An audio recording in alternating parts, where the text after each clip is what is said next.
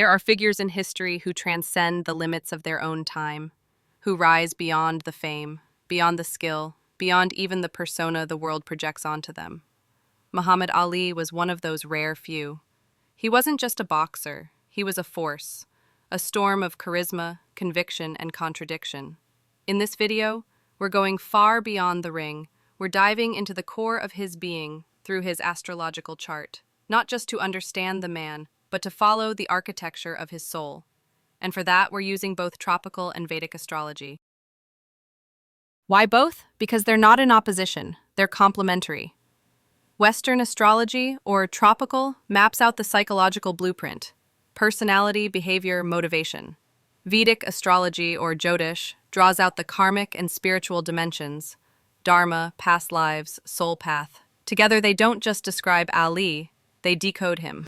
Muhammad Ali was born on January 17, 1942, at 6:35 p.m. in Louisville, Kentucky. That moment in time stamped the sky with a cosmic signature that shaped every dimension of who he would become. Let's begin with his ascendant, Leo rising. From the very first breath, Ali was destined to be seen. Leo is regal, magnetic, proud. It demands to shine, not just for attention, but because it feels an inner royalty. Ali entered every room, every ring, every moment, as if he belonged at the center. And it wasn't an act. That was the authentic self-expression of Leo rising. But there's more. His ascendant is exactly conjunct Chiron, the wounded healer. This gives us a profound clue. Ali's power came through pain. His bold persona wasn't just about confidence. It was a way of channeling a wound into charisma. His very identity was forged in resistance. The sun, ruler of Leo, is in Capricorn in the 6th house. This is where the king becomes a servant. His greatness wasn't given, it was built. Capricorn Sun in the 6th is discipline, work ethic, devotion to craft, and in Ali's case, it was expressed daily through his body. He once said, "I hated every minute of training, but I said, don't quit. Suffer now and live the rest of your life as a champion." That's Capricorn talking. And in the Vedic system, the sun shifts into Sagittarius, a placement of dharma, belief, and fire for truth. Sagittarius Sun is guided by higher ideals, often linked to religion, philosophy, and justice.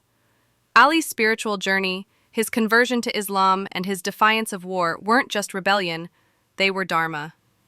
His identity was never just about victory, it was about standing for something larger than himself. His moon is in Aquarius, still in the 6th house. Here's the emotional core of the revolutionary. Aquarius moons are not sentimental, they are visionary. They're emotionally driven not by personal comfort, but by collective progress. That's why Ali could endure hatred, condemnation, and exile. His emotional loyalty was to principle, not approval. Let's get to Mars, the planet of action. In his tropical chart, Mars sits in Taurus in the 9th house. That's not the fiery Mars people expect. It's deliberate, enduring, deeply philosophical. He wasn't just a fighter, he was fighting for something. Every punch came from principle. Every bout was also a sermon. And in the Vedic chart, Mars lands in Aries, its own sign. Now we see the raw warrior archetype, self-starting, fearless, dominant. This duality between Vedic and tropical Mars perfectly captures Ali's essence, a man who could be both explosive and methodical, a wild force channeled through iron discipline. April 28, 1967. Ali refuses induction into the U.S. Army. The backlash is immediate. Stripped of his titles, banned from boxing, facing 5 years in prison. But from an astrological view, this wasn't just politics. It was destiny. That year, Pluto was opposing his natal Venus in Pisces. A battle between soul values and societal power. Vedic transits show Saturn crossing his Venus as well, a karmic reckoning. He chose conviction over comfort, and the stars were echoing that inner test. Most would have bent, he did not. The karmic axis in Vedic astrology, Rahu in Virgo in the 2nd house, Ketu in Pisces in the 8th, tells us more. Rahu in the second gives voice, literally. It gives the hunger to speak, to proclaim, to shape reality through language. Ali's words were weapons, his voice unforgettable. Ketu in the eighth is mystical. It remembers loss. It has seen death. It doesn't flinch. He wasn't afraid to sacrifice, to transform, to let go, because at some level he'd already been through it before. That's why the exile didn't destroy him. It purified him.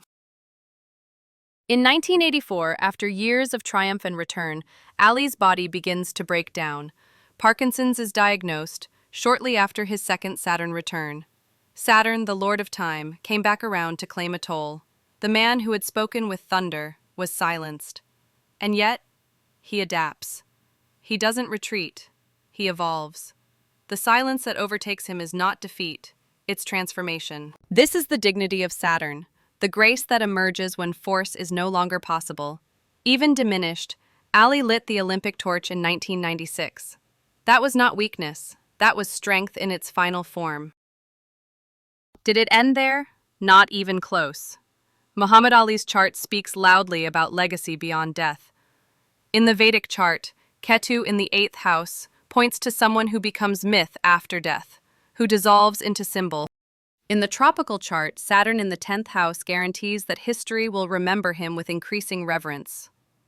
Saturn ages things, but also preserves them. It rules over what endures, and Pluto, tucked away in the 12th, connects him to the collective unconscious.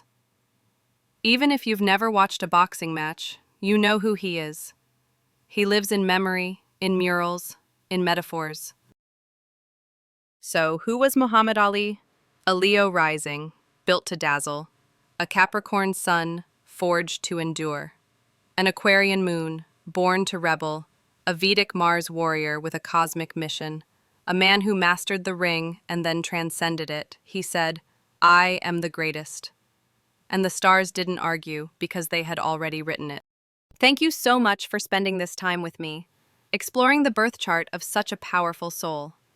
If this video inspired you, taught you something new, or made you look at Ali from a different lens, go ahead and hit that like button. Subscribe if you haven't already, and turn on notifications so you won't miss the next deep dive. And now I want to hear from you. Who should we cover next? Drop a name in the comments. Someone whose life and chart deserves to be unraveled, soul first. Till next time, keep looking up.